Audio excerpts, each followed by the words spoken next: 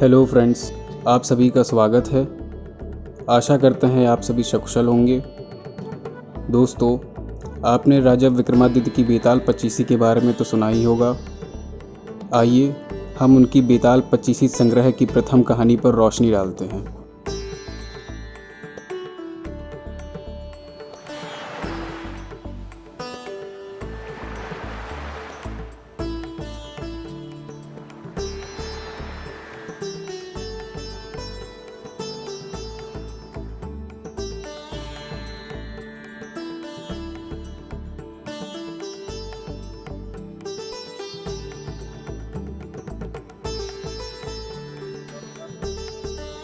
प्राचीन काल में एक नगरी थी जिसका नाम धारा नगरी था।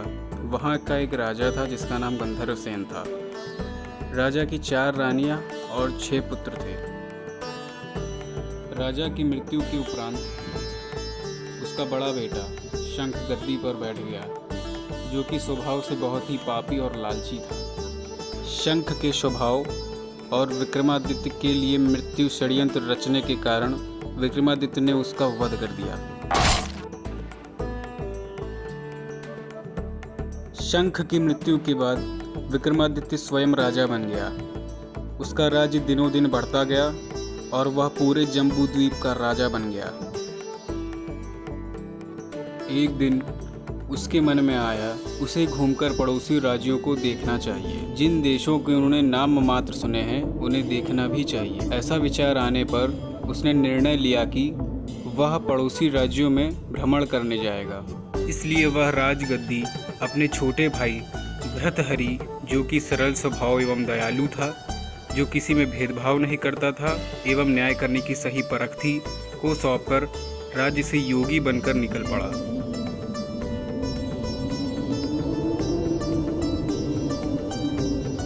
धारा नगरी में एक ब्राह्मण था जो कि लंबे समय से एक वृक्ष के नीचे तपस्या कर रहा था और उसकी तपस्या बहुत जल्द पूर्ण होने वाली थी। ब्राह्मण की तपस्या पूर्ण हो गई और देवता उससे प्रसन्न होकर उसे दर्शन दिए और वरदान के रूप में उसे एक फल दिया जिसे खाने वाला अमर हो जाएगा। ब्राह्मण ने वह फल लाकर अपनी पत्नी को दे दिया और देवता की सारी बात बता दी। ब्राह्मणी बोली, हम अमर होकर क्या करेंगे, हमेशा भीख मांगते रहेंगे, इससे तो मरना ही अच्छा है। तुम इस फल को ले जाकर राजा को दे दो और उसके बदले कुछ धन ले आओ।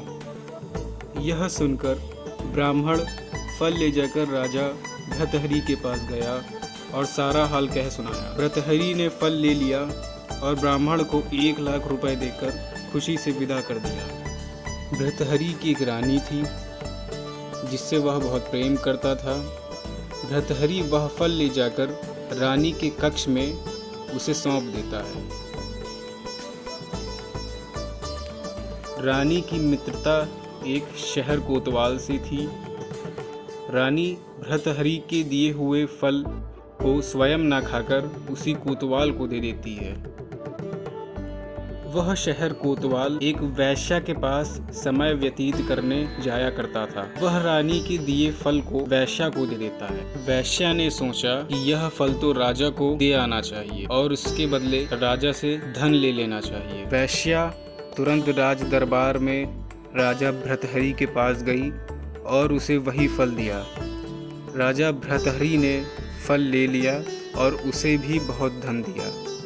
लेकिन जब उसने फल को अच्छी तरह से देखा तो पहचान लिया। उस फल पर बहुत चोटें लगी थीं, पर उसने किसी से कुछ नहीं कहा। उसने महल में जाकर रानी से पूछा कि तुमने उस फल का क्या किया। रानी ने कहा, मैंने उसे खा लिया। राजा ने वह फल निकाल कर दिखाया। रानी घबरा गई और उसने सारी बात सच सच कह दी। भर्तृहरि ने पता लगाया तो उसे पूरी बात ठीक ठीक मालूम हो गई। यह सब जानकर वह बहुत दुखी हुआ। उसने सोचा, यह दुनिया एक माया जाल है, इसमें अपना कोई नहीं है। वह फल लेकर बाहर आया और उसे धुलवा कर स्वयं खा लिया। इन सब के पश्चात भर्तृहरि बहुत दुखी हुआ। फिर वह राजपाट छोड़ योगी का वेश बनाकर जंगल में तप करने के लिए चला गया। भर्तृहरि के तप पर जाने के बाद नगर सूना हो गया। पालन पोषण करने के लिए कोई राजा नहीं था और विक्रम की राजगद्दी एकदम सूनी हो गई।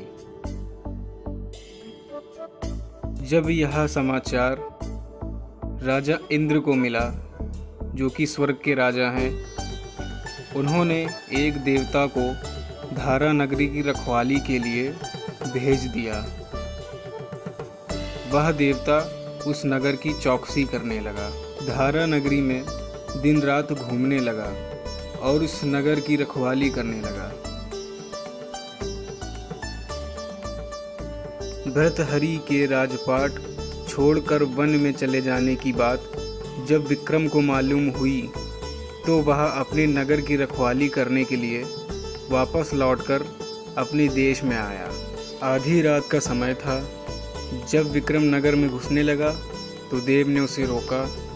राजा ने कहा, मैं विक्रम हूँ, यह मेरा राज है, तुम मुझे रोकने वाले कौन होते हो? देव बोला, मुझे राजा इंद्र ने इस नगर की चौकसी के लिए भेजा है। अगर तुम सच्चे राजा विक्रम हो तो आओ मुझसे लड़ो। राजा विक्रमादित्य और देवता में दोनों में लड़ाई हुई। राजा विक्रमादित्य ने थोड़ी ही देर में देवता को पछाड़ दिया।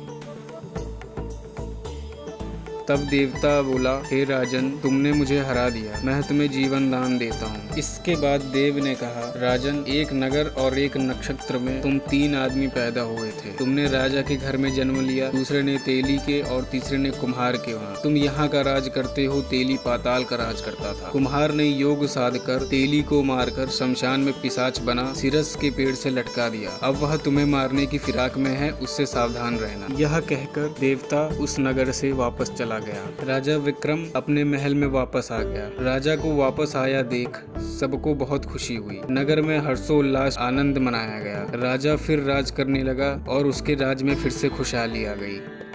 फिर एक दिन शांतिशील नाम का एक योगी धारा नगरी में आया और राज दरबार में जाकर राजा विक्रम को एक फल दे दिया। राजा विक्रम को आशंका हुई कि देव ने जिस आदमी को बताया था कहीं यह वही तो नहीं। यह सोच उसने फल नहीं खाया और वह फल भंडारी को दे दिया। परंतु योगी आता और प्रतिदिन राजा को एक फल दे जाता। संयोग से एक दिन राजा अपना स्तंभल देखने गया था, जो कि उसने अपने घोड़ों के लिए जल्द ही बनवाया था। वह योगी फिर से वहां पहुंचा और राजा के हाथ में एक फल फिर से दे दिया। राजा ने उसे उछाला तो वह धरती पर छूटकर गिर गया। उसी समय एक बंदर ने झपट कर उसे उठा लिया और तोड़ डाला। उसमें से एक चमचमाता हीरा निकला, जिसे देखकर सबकी आंखें चौंधिया गईं। राजा को बड़ा अचरज हुआ। उसने योगी से पूछा, आप यह हीरा मुझे क्यों दे जाते हैं? योगी ने जवाब दिया, महाराज, राजा, गुरु, ज्योतिषी, वैद्य और बेटी, इनके घर कभी खाली हाथ नहीं जाना चाहिए।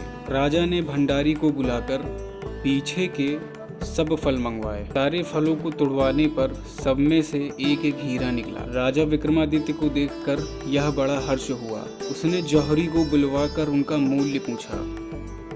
जौहरी बोला, महाराज, ये हीरे इतने कीमती हैं कि इनका मोल करोड़ों रुपयों में भी नहीं आंका जा सकता। एक एक हीरा एक एक राज्य के बराबर है।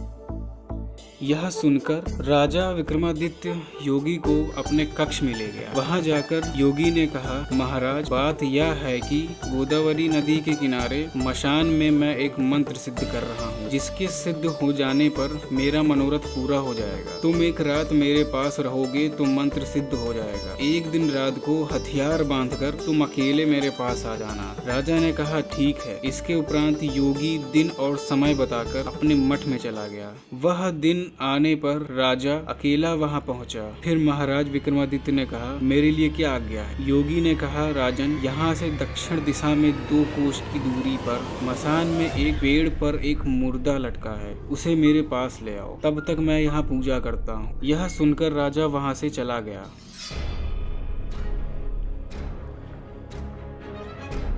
बहुत भयंकर रात था। चारों ओर अंधेरा फैला हुआ था। पानी बरस रहा था और बिजली कड़क रही थी। भूत प्रेत शोर मचा रहे थे। सांप आकर पैरों में लिपट जा रहे थे। शेर दहाड़ रहे थे और भूत प्रेत मनुष्यों को मार रहे थे। इन सब के पश्चात राजा विक्रमादित्य चलते चलते उसी पेड़ के पास पहुंचा जहां बेताल उल्टा लटक रहा था। बेताल बहुत भयंकर रो रहा था। राजा ने उसे अपने पीठ पर लादा और योगी के पास चल दिया। विक्रम ने चलना शुरू ही किया था कि बेताल अचानक से हंस पड़ा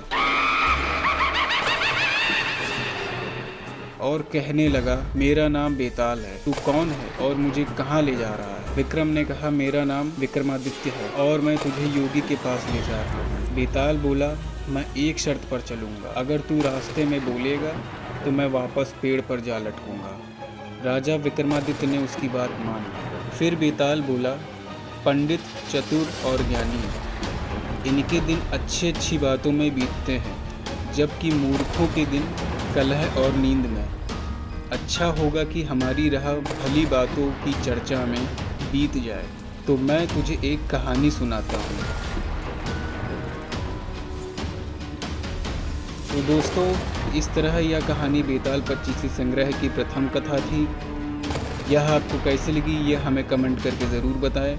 तब तक के लिए जय महाकाल।